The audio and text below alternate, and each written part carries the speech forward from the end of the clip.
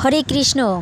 আপনি কি প্রাক স্নানের ফল লাভ করতে চান, নাকি মহাকুম্ভ স্নানের ফল লাভ করতে চান, নাকি গয়া ধামে স্নানের ফল লাভ করতে চান? কোন ফল লাভ করতে চান?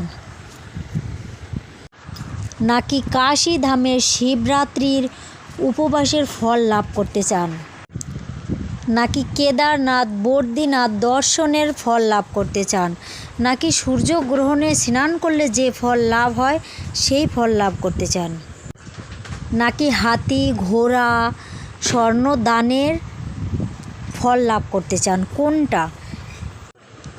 হ্যাঁ, এই সমস্ত কিছুর ফল আপনি লাভ করতে পারবেন শুধুমাত্র এই একটা মাত্র কাজ করলে, সেটা হচ্ছে অপরা একাদশীর ব্রত পালন করা। হ্যাঁ, ঠিকই শুনেছেন, শুধুমাত্র অপরা একাদশীর ব্রত পালন করলেই এই সমস্ত ফল লাভ করতে পারবেন। শুধু তাই নয়, আপনার সকল প্রকার পাপ দূরীভূত হবে শুধুমাত্র এই একটা একাদশীর ব্রত পালন করলে। তাই এই সুযোগ হাতছাড়া না করে সকলেই এই একাদশীর ব্রত অবশ্যই পালন করুন। অবশ্য ভক্তরা এই ব্রত পালন করে শুধুমাত্র ভগবানকে সন্তুষ্ট করার জন্য, নিজেদের ফল লাভের আশায় করে না। হরে কৃষ্ণ।